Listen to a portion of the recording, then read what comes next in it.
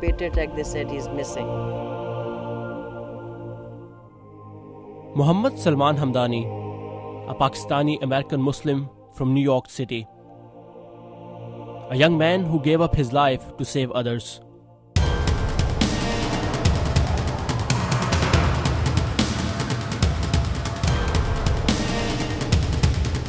I saw the plane hit the building. September 11, 2001. The day when New York City was under attack, Salman left his home that morning to go to work but never returned.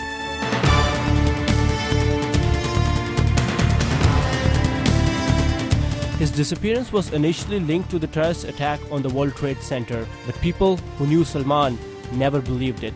They said he was the kind of person who would rush to the scene of an emergency to help people and would give up his life for this purpose. Best I can describe Salman, you and I can see other people's pain, but he could feel their pain. It's a difference to see someone in pain and to feel. And once you feel someone's pain, there's no way you will not reach out to help. So you were certain that, okay, he must be... Everybody was certain. Everybody. The eldest of three boys, Salman was known to his brother and extended family as Bhaijan, or Big Brother. According to his mother, he was a very soft-spoken young man who was always ready to help his fellow human beings.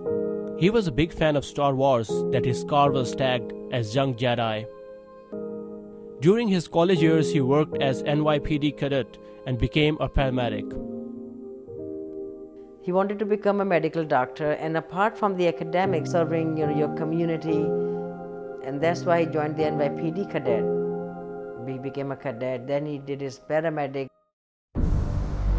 After Salman was vanished, a New York newspaper published an article saying that he was under investigation for links to the terrorists who attacked the World Trade Center on September 11, 2001.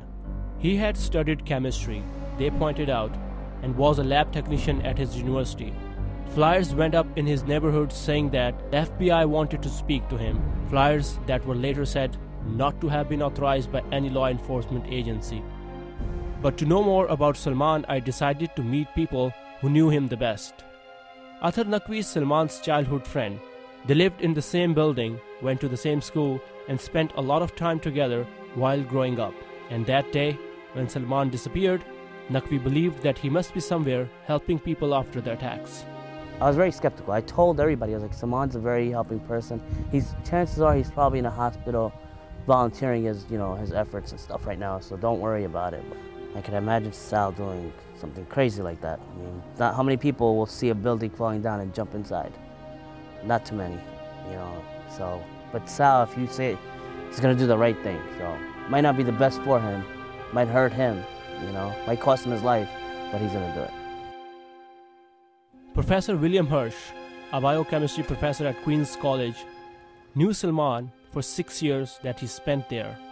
And I knew Sal as a warm-hearted individual who just loved life, loved what he was doing, certainly would never hurt anyone. According to Professor Hersh, Salman was friends with all different kinds of people, and it was impossible to think that he could harm anyone. His closest friends in the lab were a Hispanic fellow named Steve Rodriguez, an Israeli student named Eli Ron, and then of course there was me, the Jewish professor. So the idea that he was living this secret life as a terrorist was just such complete nonsense as far as any of us were concerned that none of us gave it the slightest shred of credibility.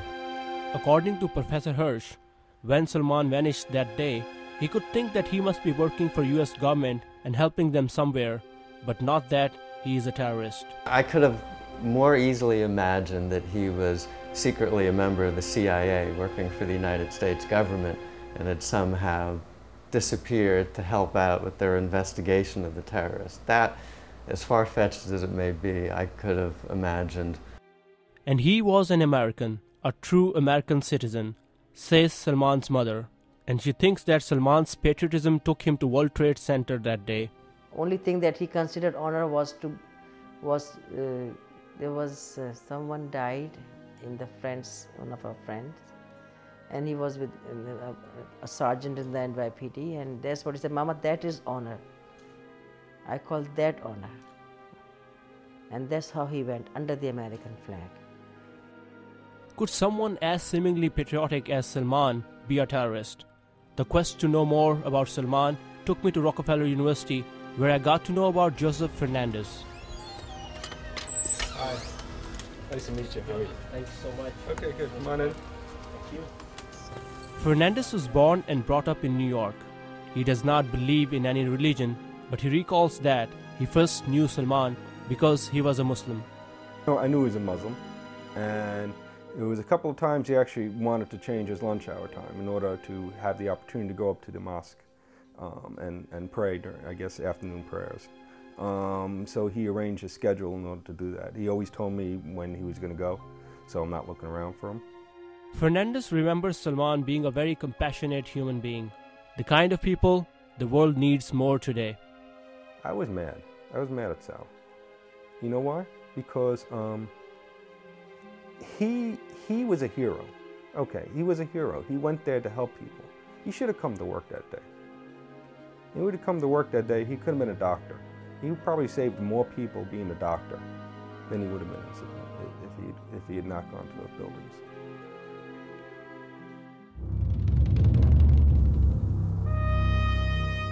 After several months, Salman's ID was recovered from the rubble, and a DNA test proved that he was there in the burning building of World Trade Center that day.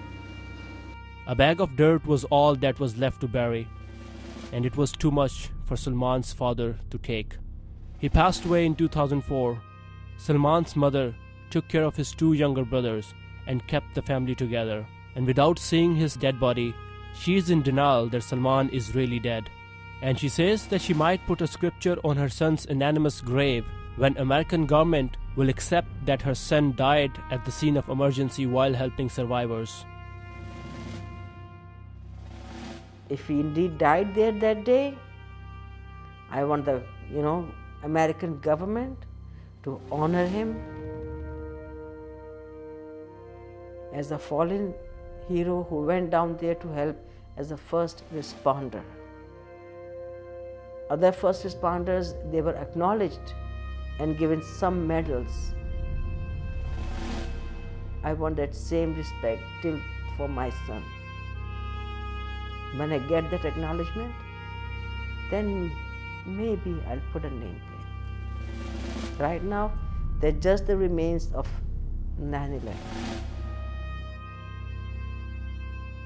Although Salman was named in the Patriot Act as a missing first responder, Salman's mother wants him to be acknowledged as a fallen hero, an American hero who gave his life for his country.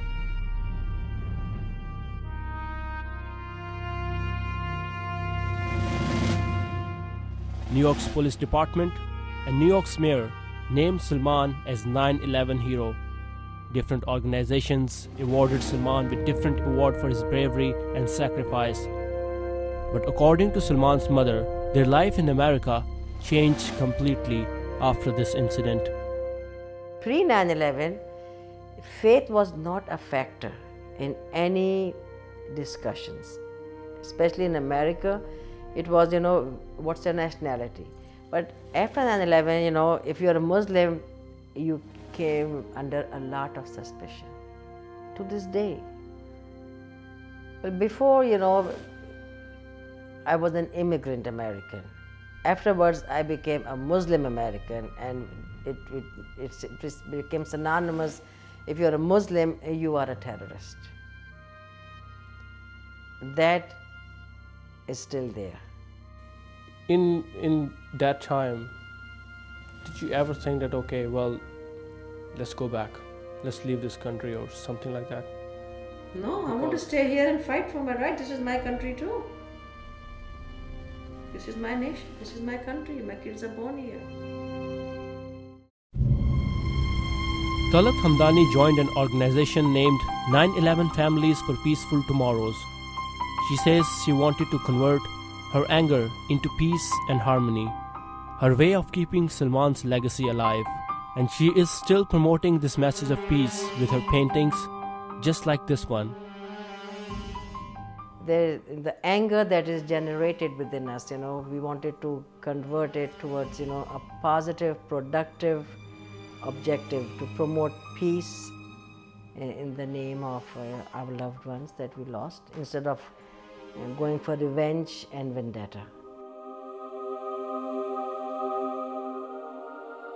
She thinks that the war on terror is the war against an ideology.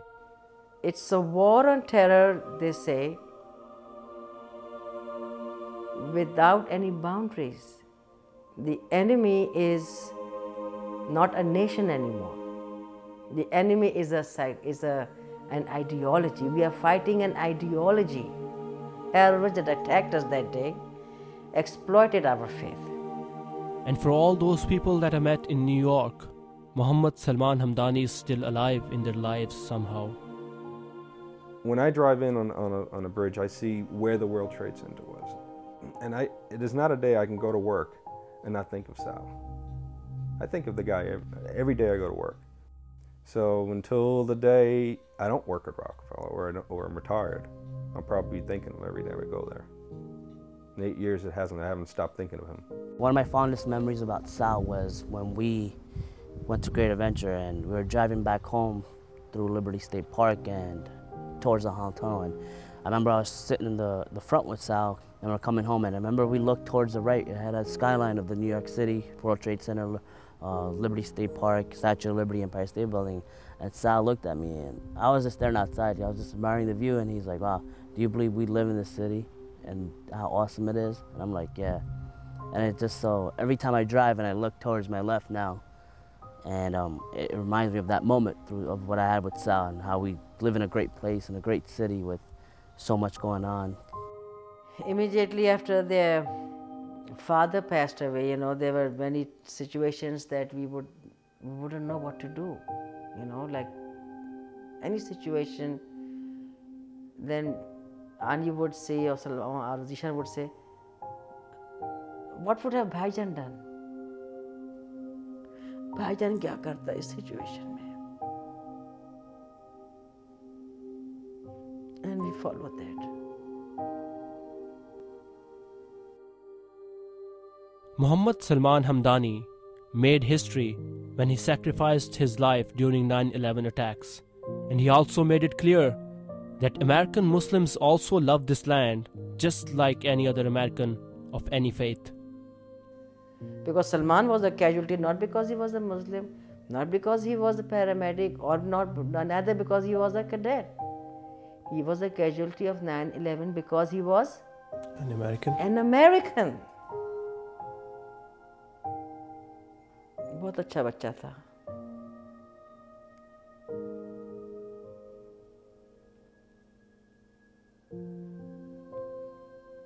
His legacy lives on.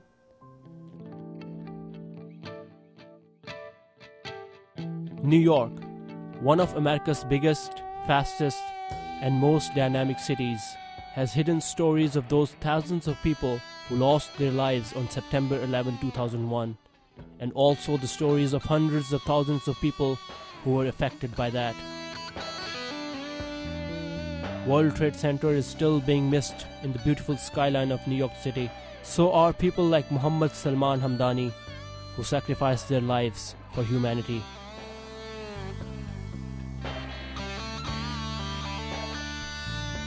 For Voice of America, I am Saqib in New York.